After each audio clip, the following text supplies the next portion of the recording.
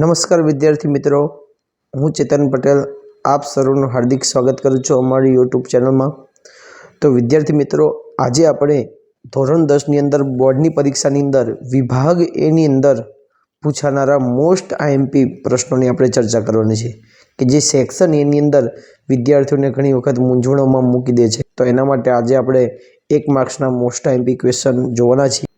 તો વિદ્યાર્થી મિત્રો, તો 1 થી 4 ચેપ્ટર રસાયણ વિજ્ઞાનની અંદર 1 થી 4 ચેપ્ટરના મોસ્ટ આઈએમપી જે પ્રશ્નો છે એની જે આપણે ચર્ચા કરવાની છે। તો ચેપ્ટર નંબર 1 રાસાયણિક પ્રક્રિયા અને સમીકરણોમાં સૌથી પહેલો પ્રશ્ન કે મેગ્નેશિયમની પટ્ટીનું દહન કરતા તે કેવી જ્યોતથી સળગે? તો યાદ રાખજો વિદ્યાર્થી મિત્રો, જગારા મારતી સફેદ જ્યોતથી સળગે। હવે એ જ પ્રશ્નમાં હોય પ્રશ્ન નંબર 2 કે મેગ્નેશિયમની પટ્ટીનું દહન કરતા મળતી નિપજ કઈ છે? તો વિદ્યાર્થી મિત્રોનો જવાબ આવશે મેગ્નેશિયમ ઓક્સાઇડ, કે જે દહન કરો છો તે નિપજ કઈ મળે છે? Magnesium oxide. હજી આમાં પ્રશ્ન એવો પણ પૂછી શકે કે મેગ્નેશિયમની પટ્ટીનું દહન કરતા મળતી નિપજ એ કેવો ગુણધર્મ ધરાવે? તો MgO જે છે એ બેઝિક ઓક્સાઇડ છે, એટલે યાદ રાખજો, એવો પણ પ્રશ્ન તમને પૂછી શકે। પ્રશ્ન નંબર 3 રાસાયણિક સમીકરણને સમતોલિત કરવાની પદ્ધતિનું નામ? હીટ એન્ડ ટ્રાયલ પદ્ધતિ। જે સોપાન મુજબ સમીકરણને સમતોલિત કરીએ છીએ એ પદ્ધતિનું નામ છે હીટ એન્ડ ટ્રાયલ પદ્ધતિ। પ્રશ્ન નંબર 4 દળ સંચયનો નિયમ લખો।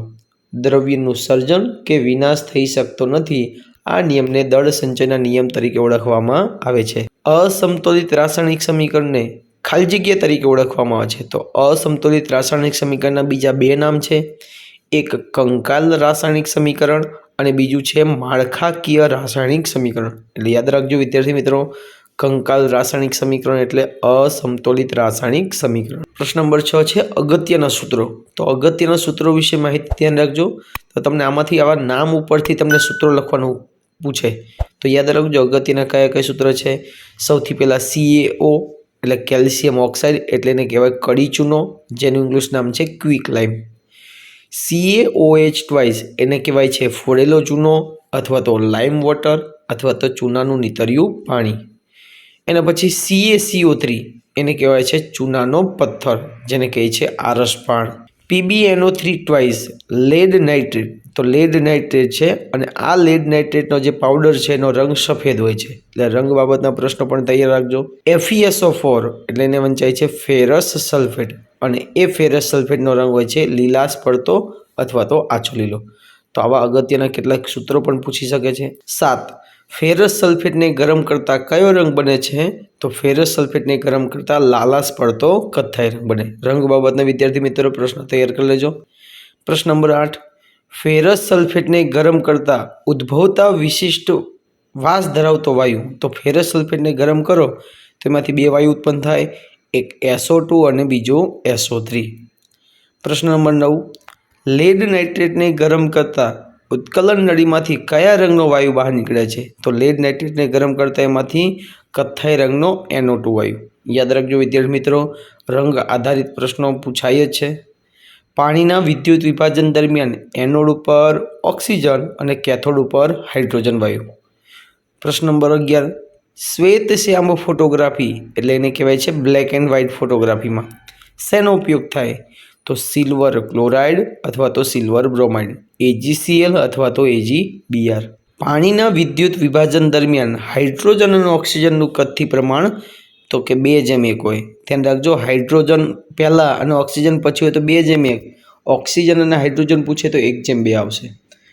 13 કોપર સલ્ફેટના દ્રાવણનો રંગ ભૂરો હોય છે। 14 નંબરનો ઇમ્પોર્ટન્ટ પ્રશ્ન સોડિયમ સલ્ફેટ એટલે કે Na2SO4 અને બેરિયમ ક્લોરાઇડ એટલે કે BaCl2 ને ભેગા કરતા મળતો અવક્ષેપ તેમજ તેનો રંગ જણાવો। તો આ બંનેને ભેગા કરો તો એમાંથી બેરિયમ સલ્ફેટના અવક્ષેપ મળે, એટલે અવક્ષેપ યાદ રાખજો BaSO4, 2 આયનો બદલી જાય અને એ BaSO4નો રંગ હોય છે સફેદ રંગ। એટલે 14 નંબરનો પ્રશ્ન રંગ આધારિત પ્રશ્ન છે, પૂછી શકે છે। 15 નંબર સિલ્વર ક્લોરાઇડને ઘેરા રંગની બોટલમાં સંઘરવામાં આવે, કારણ કે તેને સૂર્યપ્રકાશની અસરથી બચાવી શકાય એટલા માટે ઘેરા રંગની બોટલમાં ભરવામાં આવે, જેથી એનું વિઘટન થઈ શકે નહીં।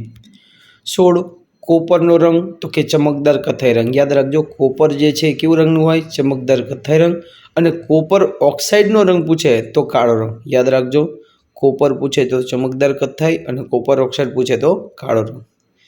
17 નંબર, લેડ નાઇટ્રેટ અને પોટેશિયમ આયોડાઇડના દ્રાવણને મિશ્ર કરતા બનતા પીળા રંગનો પદાર્થ લેડ આયોડાઇડ એટલે કે PbI2 હોય છે. ચલો 18 નંબર, ZnO વત્તા C gives Zn વત્તા COમાં ખાલી જગ્યાનું રિડક્શન થાય. ચલો તો ZnO માંથી Zn બને છે એટલે ZnOનું રિડક્શન થાય છે એટલે જવાબ આવશે ZnO. 19, ખોરાકને અખાદ્ય બનાવતી પ્રક્રિયાનું નામ તો કે એને કહેવાય ઓક્સિડેશન અને એ ઓક્સિડેશનના આધારે આપણે એનું નામ આપીએ છીએ ખોરાપણ. એટલે ખોરાકને અખાદ્ય બનાવતી પ્રક્રિયા તો ઓક્સિડેશન જ છે. મિથેનના દહનથી શું મળે છે તો કે મિથેન વાયુનું દહન કરો તો એમાંથી કાર્બન ડાયોક્સાઇડ અને પાણી બને છે. ક્ષારણ ન થઈ શકે એવી ધાતુ કઈ છે તો કે સોનું અને પ્લેટિનમ. એન્ટીઓક્સિડન્ટનું એક ઉદાહરણ આપો તો એન્ટીઓક્સિડન્ટની અંદર આવશે નાઇટ્રોજન વાયુ. અને વિદ્યાર્થી મિત્રો, આ જે વ્યાખ્યા આપેલી છે તો વ્યાખ્યાઓ પણ તમને એક ગુણની અંદર પૂછી શકે છે. પ્રકરણ નંબર 2, એસિડ, બેઝ અને ક્ષાર. એમાં એક ઘ્રાણેન્દ્રિય સૂચક કોને કહેવામાં છે? જે પદાર્થોની એસિડિક કે બેઝિક માધ્યમમાં વાસ બદલાય જેને શું કહેવામાં આવે છે? ઘ્રાણેન્દ્રિય સૂચક. તો યાદ રાખજો, ઘ્રાણેન્દ્રિય સૂચકના ઉદાહરણ વેનીલા અર્ક, ડુંગળી અને લવિંગનું તેલ આ ઘ્રાણેન્દ્રિય સૂચકના ઉદાહરણ છે. એના પછી સૂચક. તો સૂચકના મુખ્ય 2 પ્રકાર, કૃત્રિમ સૂચકો અને કુદરતી સૂચકો. કૃત્રિમમાં મિથાઇલ ઓરેન્જ અને ફિનોલ્ફથેલિન. વિદ્યાર્થી મિત્રો યાદ રાખજો. અને કુદરતી સૂચકો લિટમસ પેપર, હળદર, લાલ કોબીજના પાન, હાઇડ્રેન્જિયા, પેટુનિયા, જેરેનિયમની રંગીન પાંખડીઓ. એના પછી 3 કમ્પેરિઝનવાળા પ્રશ્નો પૂછાતા હોય છે. નિર્બળ એસિડ તો એનું ઉદાહરણ લખવાના CH3COOH અને HCOOH. તો તમને MCQ પૂછી શકે કે નીચેના પૈકી કયો નિર્બળ એસિડ છે? તો યાદ રાખજો 2 નિર્બળ એસિડ. પ્રબળ એસિડ તો આપણે જે વાપરીએ છીએ પ્રબળ એટલે તો યાદ રહી જાય HCl, H2SO4 અને HNO3. એ રીતે નિર્બળ બેઝ NH4OH એટલે કે એમોનિયમ હાઇડ્રોક્સાઇડ અને NH3 એ 2 નિર્બળ છે. અને પ્રબળનો જે આપણે ઉપયોગ કરીએ છીએ CaOH ટ્વાઇસ, NaOH અને KOH. 4, બેઝ એ ઘ્રાણેન્દ્રિય સૂચકની વાસ દૂર કરે છે. તમને પૂછે ખાલી જગ્યાએ એ ઘ્રાણેન્દ્રિય સૂચકની વાસ દૂર કરે છે બેઝ. એસિડ એ ઘ્રાણેન્દ્રિય સૂચકની વાસ દૂર કરતા નથી.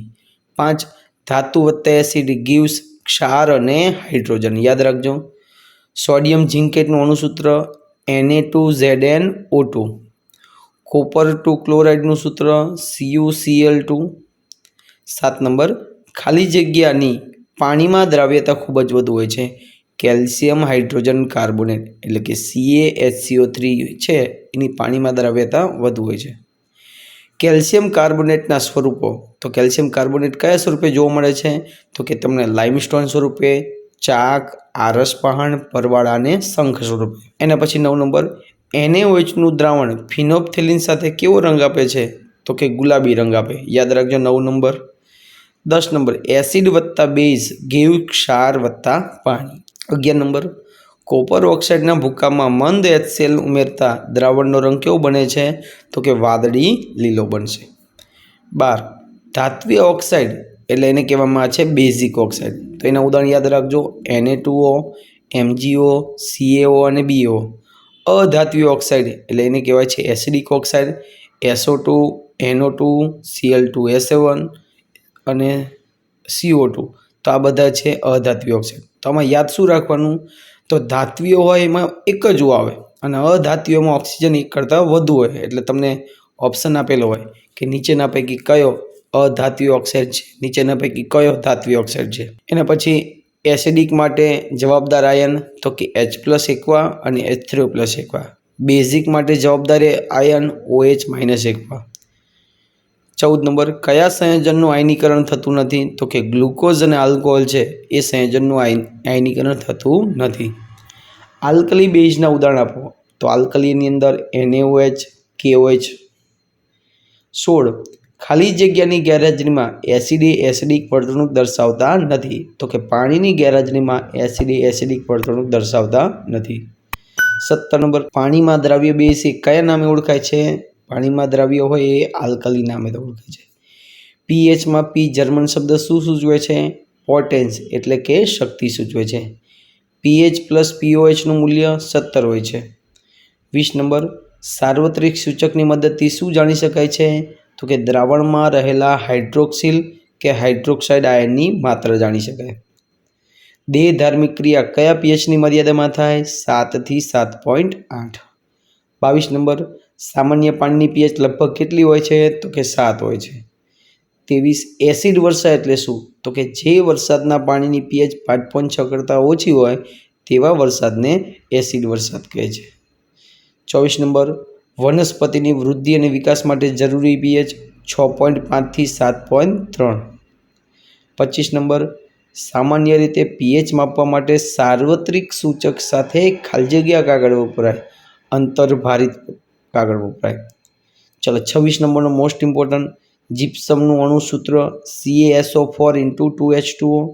મિલ્ક ઓફ મેગ્નેશિયમનું અણુસૂત્ર MgOH2. વિદ્યાર્થી મિત્રો તમને આવું પૂછશે અણુસૂત્ર એકાદું. એના પછી 27, દાંતનું ઉપરનું આવરણ શેનું બનેલું હોય છે અને તેનું અણુસૂત્ર જણાવો. 27 નંબરનો પણ મોસ્ટ ઇમ્પોર્ટન્ટ છે. દાંતનું ઉપરનું આવરણ કેલ્શિયમ ફોસ્ફેટનું બનેલું છે અને ખાસ એનું અણુસૂત્ર Ca3PO4 ટ્વાઇસ. 28 નંબર, વિદ્યાર્થી મિત્રો બધા એસિડ છે એટલે કન્ફ્યુઝ ન થઈ જાય એટલા માટે જોડકાની અંદર તમને આ એસિડ પૂછતા હોય છે. તો વિનેગરમાં એસિટિક એસિડ હોય છે, સંતરું સાઇટ્રિક એસિડ, લીંબુ પણ સાઇટ્રિક એસિડ, કીડીનો ડંખ મિથેનોઇક એસિડ, ખવોચનો ડંખ મિથેનોઇક એસિડ, ખાટું દૂધ લેક્ટિક એસિડ, આંબલી ટાર્ટરિક એસિડ અને ટામેટું ઓક્ઝેલિક એસિડ. તો આ બધા એસિડ વિદ્યાર્થી મિત્રો તૈયાર કરી નાખજો. આમાંથી ઘણી વખત પ્રશ્નો પૂછાઈ ગયેલા છે એટલે બધા એસિડ તમને યાદ રાખો એટલે કોઈ પણ તમને આમાંથી પૂછી શકે. જોડકું પૂછાય તો સામે 3 આપેલા હોય. ચલો 29, તટસ્થ ક્ષારની પીએચ 7 હોય અને એ તટસ્થ ક્ષાર શેનાથી બને છે? તો કે પ્રબળ એસિડ અને પ્રબળ બેઝ ભેગા થાય તો તટસ્થ ક્ષાર બને. એસિડિક ક્ષાર તો કે જેની પીએચ 7 કરતાં ઓછી હોય તો પ્રબળ એસિડ અને નિર્બળ બેઝ દ્વારા બને છે. બેઝિક ક્ષાર તો કે જેની પીએચ 7 કરતાં વધુ હોય છે તો કે પ્રબળ બેઝ અને નિર્બળ એસિડ દ્વારા બને છે. ચાલો એના પછી 30 નંબર, રોક સોલ્ટ ખનિજ ક્ષાર કોને કહેવાય? વિદ્યાર્થી મિત્રો એની અંદર તમને આવા અઘરા શબ્દ છે એવા પ્રશ્ન પૂછી શકે. રોક સોલ્ટ એટલે શું? તો કે દરિયામાં ઓગળેલા દ્રાવ્ય ક્ષારોને તમે ઘન ક્ષારમાં નિક્ષેપિત કરતા મોટા સ્ફટિકો અશુદ્ધિને કારણે તમને કથ્થાઈ રંગના બને છે જેને કહેવામાં આવે છે રોક સોલ્ટ તરીકે. 31, દરિયાના પાણીમાં ઓગળેલા ક્ષારો કયા છે? તો NaCl KCl, NaBr KBr MgBr2 અને NaIO3 એને કહેવાય છે સોડિયમ આયોડેટ જે દરિયાના પાણીમાં ઓગળેલા હોય છે. સ્ફટિક જળ કોને કહેવામાં આવે છે? તો ક્ષારના સ્ફટિકમય સ્વરૂપમાં પ્રત્યેક સૂત્ર દીઠ રાસાયણિક રીતે જોડાયેલા પાણીના અણુની સંખ્યા નિશ્ચિત હોય છે જેને શું કહેવામાં આવે છે? સ્ફટિક જળ. તો યાદ રાખજો, કોપર સલ્ફેટમાં 5H2O એટલે CuSO4 × 5H2O, CaSO4 × 2H2O, FeSO4 × 7H2O, Na2CO3 × 10H2O. તો આ બધા જે છે એ સ્ફટિક જળના ઉદાહરણ છે. કોષ્ટિક પોટાશનું સૂત્ર યાદ રાખજો, KOH. સોડા એસનું સૂત્ર Na2CO3. એના પછી ખોરાકમાં ઉપયોગી જાણીતા ક્ષારનું નામ આપો જેને આપણે મીઠું કહીએ છીએ એનું નામ છે સોડિયમ ક્લોરાઇડ. પ્રકરણ નંબર 3, ધાતુઓ અને અધાતુઓ. એમાં એક અર્ધધાતુ તત્વો તો કે સિલિકોન અને જર્મેનિયમ એ અર્ધધાતુ તત્વ છે. 2 નંબર પૂછી શકાય, 1 ગ્રામ સોનાને કેટલી લંબાઈના તારમાં ફેરવી શકાય? તો 1 ગ્રામ સોનાને 2 કિલોમીટર લાંબા તારમાં ફેરવી શકાય છે. 3, ઉષ્માના ઉત્તમ વાહકો તો કે ચાંદી અને કોપર. ઉષ્માના નિર્બળ વાહકો તો કે સીસુ અને પારો. યાદ રાખજો, ઉષ્માના ઉત્તમ વાહક તો ચાંદી અને કોપર, નિર્બળ વાહક પૂછે તો સીસુ અને પારો. ચલો પીવીસીનું પૂરું નામ પોલીવિનાઇલ ક્લોરાઇડ. 5 નંબર, છરી કે ચપ્પા વડે કાપી શકાય તેવી ધાતુ તો Na, K અને Li એટલે યાદ રાખવાનું નકલી. એના ઉપરથી 3 ધાતુ યાદ રાખી શકાય. છરી કે ચપ્પા વડે કાપી શકાય તેવી ધાતુ નકલી. ઓરડાના તાપમાને પ્રવાહી ધાતુ તો ઓરડાના તાપમાને પ્રવાહી ધાતુ મર્ક્યુરી એટલે કે પારો હોય છે. ચલો, ટીપાઉપણુંની વ્યાખ્યા પૂછી શકે તો ધાતુને ટીપીને પાતળા પતરા બનાવી શકાય, આ ક્રિયાને ટીપાઉપણું કહે છે. તણાવપણું, ધાતુઓને પાતળા તારમાં ફેરવાઈ જવાની ક્ષમતાને તણાવપણું તરીકે ઓળખવામાં આવે છે. ચલો 8 નંબર, બધી ધાતુ કેવી જ્યોતિ સળગે છે? સોડિયમ છે એ પીળી જ્યોતિ સળગે, મેગ્નેશિયમ જગરા મારતી સફેદ જ્યોતિ સળગે, કોપર લીલાશ પડતી વાદળી જ્યોતિ સળગે અને એલ્યુમિનિયમ છે એ સફેદ જ્યોતિ સળગે છે. 9 નંબર, ઉભયગુણી ઓક્સાઇડના ઉદાહરણ તો એલ્યુમિનિયમ ઓક્સાઇડ અને ઝિંક ઓક્સાઇડ એ ઉભયગુણી ઓક્સાઇડ છે.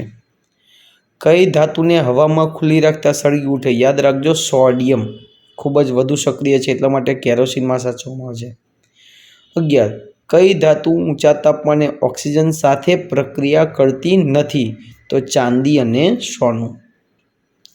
ઠંડા પાણી સાથે પ્રક્રિયા કરતી ધાતુઓ સોડિયમ, પોટેશિયમ અને કેલ્શિયમ. 13 નંબર, પાણી સાથે આગ ઉત્પન્ન કરતી ધાતુઓ સોડિયમ અને પોટેશિયમ ખૂબ જ વધુ સક્રિય છે. 14 નંબર, કઈ ધાતુ ઠંડા પાણી સાથે પ્રક્રિયા કરતી નથી પરંતુ ગરમ પાણી સાથે પ્રક્રિયા કરે છે? તો કે મેગ્નેશિયમ. 15 નંબર, કઈ ધાતુ ઠંડા કે ગરમ પાણી સાથે પ્રક્રિયા કરતી નથી પરંતુ પાણીની બાષ્પ સાથે પ્રક્રિયા કરે છે? તો એલ્યુમિનિયમ, લોખંડ અને ઝિંક એટલે કે Al, Fe અને Zn. નિર્જળ કેલ્શિયમ ક્લોરાઇડનો ઉપયોગ શું થાય છે? તો કે સૂકવણીકર્તા તરીકે અથવા તો કોઈ જગ્યાએ હવામાંથી ભેજને તમારે શોષણ કરવો છે તો તમે એમાંથી નિર્જળ કેલ્શિયમ ક્લોરાઇડનો ઉપયોગ કરી શકો છો. 17 નંબર, કઈ ધાતુ નાઇટ્રિક એસિડ સાથે હાઇડ્રોજન વાયુ મુક્ત કરતી નથી? એલ્યુમિનિયમ અને ક્રોમિયમ ધાતુ કે જે હાઇડ્રોજન વાયુ મુક્ત નથી કરતી. એનાથી ઊંધું, કઈ ધાતુ મંદ નાઇટ્રિક એસિડ સાથે હાઇડ્રોજન વાયુ મુક્ત કરશે? મેગ્નેશિયમ અને મેંગેનીઝ બંને વાળા છે, યાદ રાખજો. મુક્ત કરશે તો વાળા આવશે અને મુક્ત ન કરે તો એલ્યુમિનિયમ અને ક્રોમિયમ. ચલો 19 નંબર, મોસ્ટ એમ્પી એક્વારિજિયા, રોયલ પાણી, અમ્લરાજ, આ 3 અલગ અલગ નામ.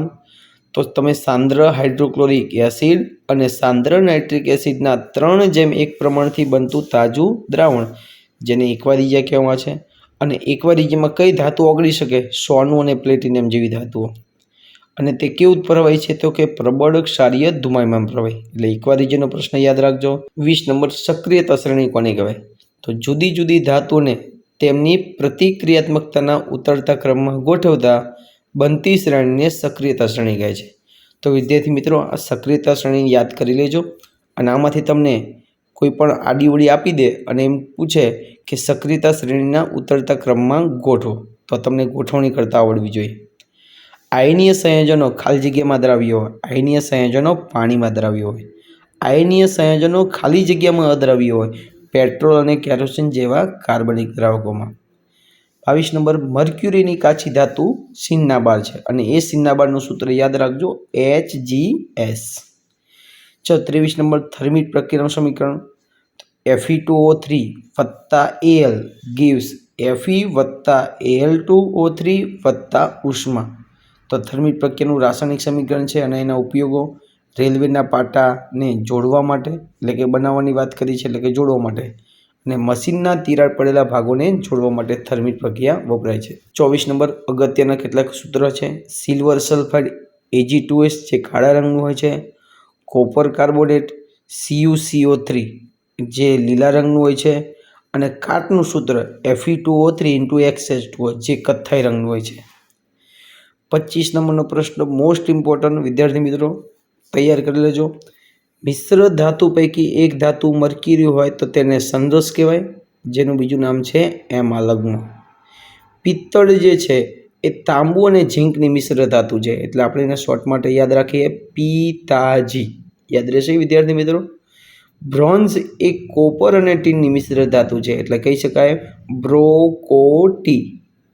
એના પછી સોલ્ડર એ સીસુ અને ટીનની મિશ્ર ધાતુ છે, એના ઉપરથી પણ બની શકે સોસીટી. સોલ્ડર એ સીસુ અને ટીન.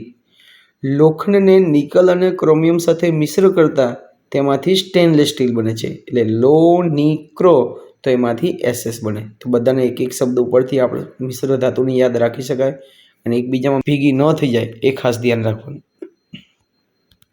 પ્રકરણ નંબર 4, કાર્બન અને તેના સંયોજનો. પૃથ્વીના પોપડામાં કાર્બનનું પ્રમાણ યાદ રાખજો 0.02% અને વાતાવરણમાં પૂછે તો 0.03%. સહસંયોજક સંયોજનો વિદ્યુતના અવાહક હોય છે. પ્રશ્ન નંબર 3, એસિટિક એસિડનું સૂત્ર CH3COOH, ઇથેનોલનું સૂત્ર CH3CH2OH અથવા તો C2H5OH, ક્લોરોફોર્મનું સૂત્ર CHCl3, મિથેનનું સૂત્ર CH4. 4 નંબર, અપરૂપ અથવા તો બહુરૂપ કોને કહેવાય? તો એક જ તત્વના બે કે તેથી વધારે સ્વરૂપો કે જેમના ભૌતિક ગુણધર્મ અસમાન હોય પરંતુ રાસાયણિક ગુણધર્મો સરખા હોય તેમને એકબીજાના અપરૂપો કહે છે. કાર્બનના અપરૂપો 3 છે: હીરો, ગ્રેફાઇટ અને ફુલેરીન. ખાલી જગ્યા સૌથી સખત પદાર્થ છે હીરો, યાદ રાખજો, અને તે ચતુષ્ફલકીય રચના, યાદ રાખજો, ચતુષ્ફલકીય રચના હીરામાં જોવા મળે છે.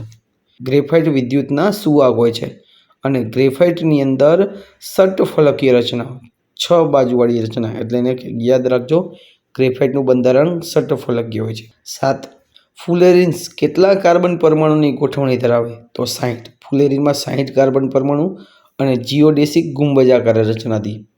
ફુલેરીન નામ આપનાર વૈજ્ઞાનિક બકમિન્સ્ટર ફુલર હતો.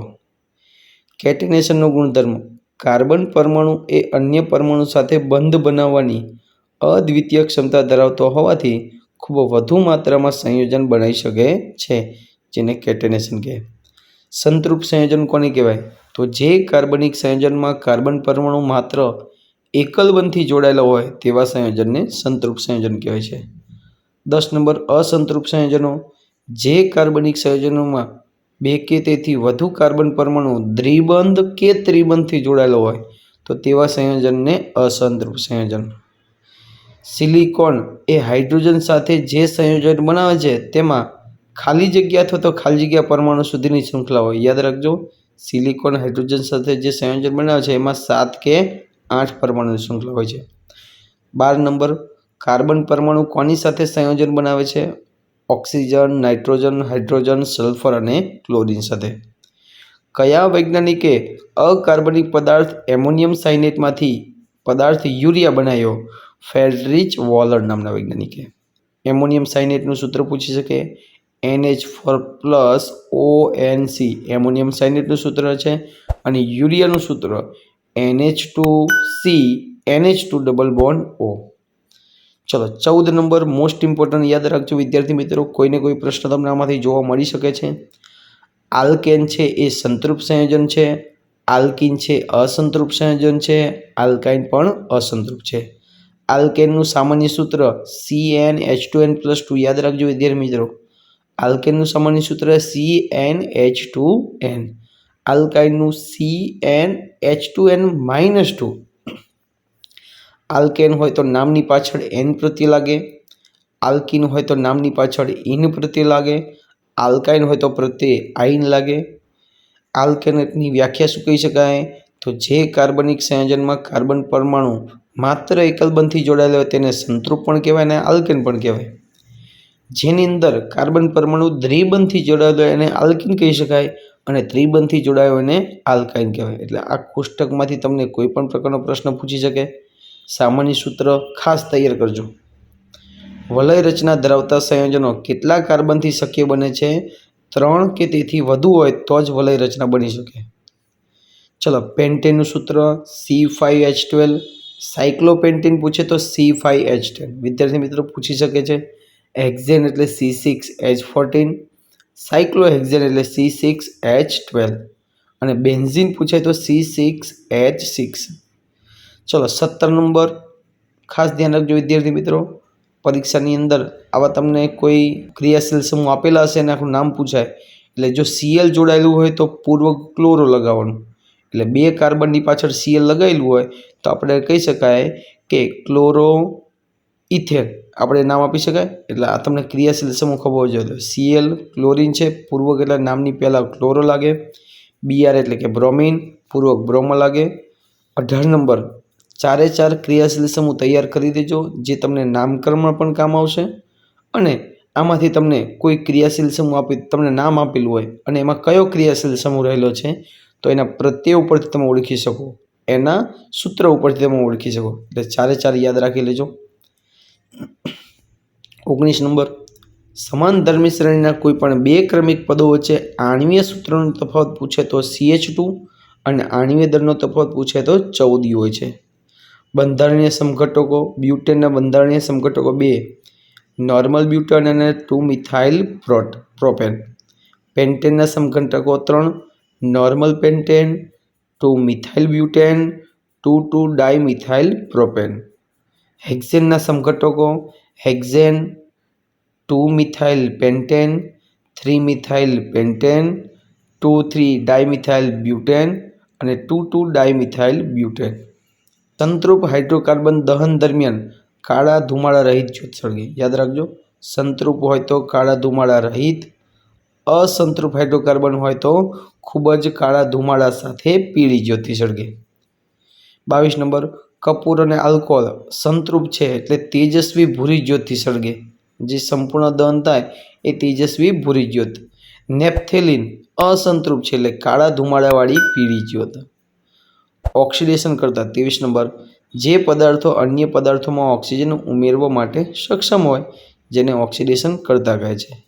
એમાં આલ્કલાઇન પોટેશિયમ પરમેંગેનેટ અને એસિડિક પોટેશિયમ ડાયક્રોમેટ. વનસ્પતિ તેલ એ લાંબી અસંતૃપ હાઇડ્રોકાર્બન શૃંખલા ધરાવે છે જે કેવી હોય છે? સ્વાસ્થ્ય વર્ધક. યાદ રાખજો, પરીક્ષામાં પૂછી શકે વનસ્પતિ તેલ સ્વાસ્થ્ય વર્ધક છે કે સ્વાસ્થ્ય માટે નુકસાનકારક? તો વનસ્પતિ તેલ સ્વાસ્થ્ય વર્ધક. પ્રાણી ચરબી સંતૃપ કાર્બન શૃંખલા ધરાવે જે સ્વાસ્થ્ય માટે નુકસાનકારક. એટલે યાદ રાખજો, 24માંથી પૂછી શકે. વેલ્ડિંગ માટે ખાલી જગ્યાનું મિશ્રણ સળગાવવામાં આવે ઇથાઇન અને ઓક્સિજન. ઇથેનોલનું ગલનબિંદુ 156 કેલ્વિન અને ઉત્કલનબિંદુ 351 કેલ્વિન. ઇથેનોઇક એસિડનું ગલનબિંદુ 290 કેલ્વિન, ઉત્કલનબિંદુ 391 કેલ્વિન. એના પછી ગ્લેસિયસ એસિટિક એસિડ કોને કહેવામાં આવે છે?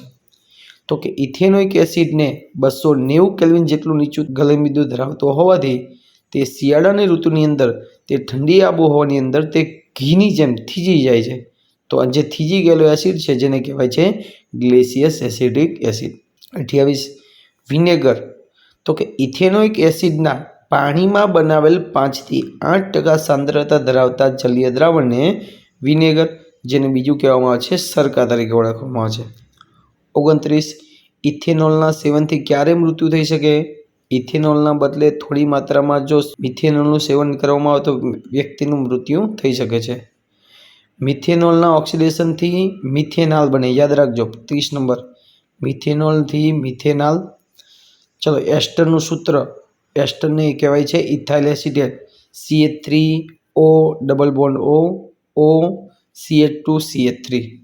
સોડિયમ એસિટેટનું સૂત્ર વિદ્યાર્થી મિત્રો યાદ રાખજો, સોડિયમ ઇથેનેટનું સૂત્ર પણ પૂછી શકે છે. ચલો, સાબુનીકરણ, તો એસ્ટરમાંથી આલ્કોહોલ અને કાર્બોક્સિલિક એસિડના સોડિયમ ક્ષારમાં રૂપાંતર થવાની ક્રિયાને સાબુનીકરણ કહેવામાં આવે છે. અધ્રુવીય ભાગ, સાબુના 2 ભાગો છે, ધ્રુવીય અને અધ્રુવીય. અધ્રુવીય ભાગને અધ્રુવીય પૂંછડી પણ કહેવાય, જે જળ વિરાગી છેડો છે જેને હાઇડ્રોફોબિક ભાગ કહેવામાં આવે છે. ધ્રુવીય શીર્ષ જે જળ અનુરાગી છે જેને હાઇડ્રોફિલિક ભાગ કહેવામાં આવે છે. ચલો, 34 નંબર, સાબુનો ક્રિયાશીલ સમૂહ COONA, સોડિયમ કાર્બોક્સિલેટ. એટલે યાદ રાખજો, સાબુ કોના એટલે તમને યાદ રહી જાય COONA. ડિટર્જન્ટનો ક્રિયાશીલ સમૂહ ડિટર્જન્ટ SO3 એટલે એને યાદ રાખવાનું ડિટર્જન્ટ તો કે સોના પણ SO3 આવશે. સાબુ કોના, ડિટર્જન્ટ સોના, સોડિયમ સલ્ફોનેટ. કઠિન પાણીમાં કયા આયન હાજર હોય છે? કઠિન પાણીમાં Ca2+ અને Mg2+ હાજર હોય. નિર્જલીકરણ કરતા કોણ છે? તો કે સાંદ્ર H2SO4. મિશેલ પાણીમાં ખાલી જગ્યાની રચના કરે છે પાયસ એટલે એને કહેવાય છે ઇમલ્શન. ફોર્માલ્ડિહાઇડનું સૂત્ર HCHO. 39 વિકૃત આલ્કોહોલ, આલ્કોહોલમાં રંગક ઉમેરતા ભૂરા રંગનો બને છે જેને વિકૃત આલ્કોહોલ કહેવામાં આવે છે.